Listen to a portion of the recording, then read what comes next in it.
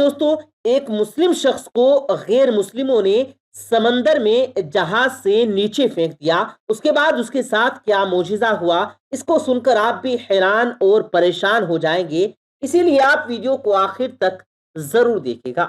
اس سے پہلے اگر آپ نے ویڈیو کو لائک نہیں کیا تو ویڈیو کو لائک کریں، کیونکہ آپ کے ویڈیو کے ایک لائک سے ہماری حوصلہ افزائی ہوتی ہے اور ہمیں ہماری ویڈیو بنانے کا مقصد حاصل ہو جاتا ہے۔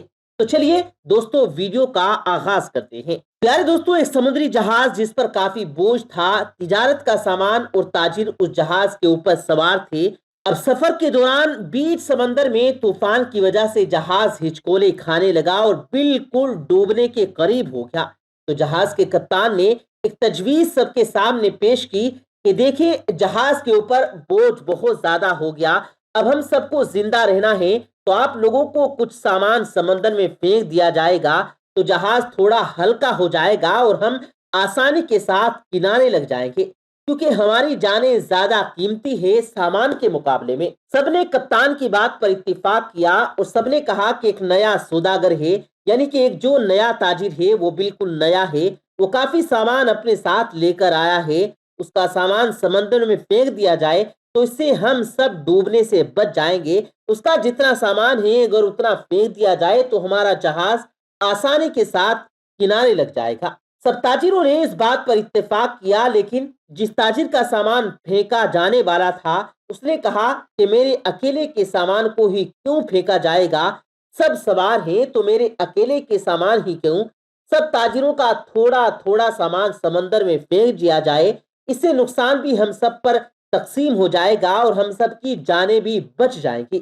لیکن سب تاجروں نے اس نئے سوداگر یعنی نئے تاجر کے خلاف بغاوت کر دی اور اس سے لڑائی جھگڑا شروع کر دیا، اور جھگڑا اتنا زیادہ بڑھ گیا کہ سب تاجروں نے مل کر اس نئے تاجر یعنی اس نئے سوداگر کو اس کے سامان کے ساتھ اٹھا کر سمندر میں پھینک دیا اور اپنا سفر آگے جاری رکھا۔ تاجر کو تو سمندر میں پھینک دیا گیا، وہ تاجر بہت دیر تک لہروں سے لڑتا رہا، آخر کار تھک ہار کر وہ بے ہوش ہو گیا۔ لیکن کچھ دیر کے بعد جب وہ ہوش میں آیا تو اسے معلوم چلا کہ سمندر کی لہروں نے اسے کسی ویران نامعلوم جزیرے پر لا کر کنارے کر دیا۔ وہاں آدم تھا نہ کوئی آدم ذات، نہ دور دور تک کوئی ٹھکانہ تھا، بس چھوٹا سا جنگل اور پانی ہی پانی۔ سوداگر بڑی مشکل سے اٹھا سانس لی، یہاں تک کہ وہ چل بھی نہیں پا رہا تھا۔ وہ گھٹنے کے بل گر گیا اور کہا کہ یا اللہ، اس مشکل صورتحال میں میری جان کو بچا لے، میری مدد فرما۔ کئی دن وہاں پر تاجر کے گزر گئے اور اس دوران تاجر نے درخت کے پھل کھائے، خرگوش کا شکار کر کے اس سے اپنا گزارا کیا۔ اس کو کہیں میٹھی ندی کا پانی مل گیا، وہ وہاں سے پانی پیتا۔ رات سردی اور دن کی گرمی سے بچنے کے لیے سوداگر جنگل سے لکڑیاں کاٹ کر ایک چھوٹی سی جھونپڑی بنانے لگا تاکہ ٹھنڈی اور گرمی سے اپنے آپ کو بچایا جا سکے۔ ایک دن ہوا یوں جسے کہتے ہیں نا کہ غریبی میں آٹا گیلا۔ اب ایک دن کو تاجر اپنے لیے کھانا بنا رہا تھا، آگ جلا کر، وہ آگ چولہے کی آگ تھی، آگ اس کی جھونپڑی میں لگ گئی اور جو بھی لکڑی کی بنی ہوئی تھی وہ جلنے لگی۔ اس نے بچانے کی بہت کوشش کی، لیکن تھوڑی ہی دیر میں پوری جھونپڑی جل کر خاک ہو گئی۔ اب سوداگر سہما سا زمین پر بیٹھ گیا اور آسمان کی طرف دیکھنے لگا، چیخنے لگا، کہنے لگا کہ یا اللہ، کیوں میرے ساتھ ہی کیوں؟ آخر میرے ساتھ ہی ایسا کیوں ہو رہا ہے؟ تمام مصیبتیں، تمام آزمائشیں میرے ساتھ ہی کیوں؟ اکثر ہم لوگ بھی شکایتیں کرتے ہیں نا کہ میرے ساتھ ہی کیوں، یہ آزمائش میرے ساتھ ہی کیوں، یہ مصیبت مجھ پر ہی کیوں؟ ایسے ہی اس تاجر نے بھی کہا، یا اللہ، ایک تو مجھے غلط طریقے سے سمندر میں پھینک دیا گیا، اب یہ چھوٹی سی جھونپڑی میں نے بنائی تھی، یا اللہ تو نے اس کو بھی جلا کر راکھ کر دیا۔ یا اللہ، اب کچھ بھی میرے پاس نہیں بچا، میں اس جگہ پر اجنبی ہوں، تنہا ہوں، یا اللہ یہ آفتیں مجھ پر ہی کیوں آ رہی ہیں؟ ایسی بہت ساری شکایتیں اس سوداگر نے اللہ تبارک و تعالیٰ کی بارگاہ میں کی اور غم کے مارے وہ بھوکا ہی سو گیا۔ لیکن صبح ایک حیرت انگیز واقعہ اس کا انتظار کر رہا تھا۔ جب وہ صبح اٹھا تو اس نے دیکھا کہ اس کے جزیرے کے قریب ایک جہاز نظر آیا۔ کچھ لوگوں کو اس نے دیکھا جو اسے لینے کے لیے آئے تھے، اس کی مدد کرنے کے لیے آئے تھے۔ انہیں دیکھ کر وہ بڑا حیران ہوا، لیکن اس سے زیادہ خوش تھا کیونکہ اس کے لیے تو زندگی آ گئی تھی۔ اس کی جان جیسے بچ گئی تھی۔ وہ جلدی سے اس جہاز پر سوار ہوا۔ خوشی کے مارے اس سوداگر کو یقین نہیں آ رہا تھا کہ وہ چل رہا تھا اور جہاز والے اسے بچانے کے لیے آئے ہوئے تھے۔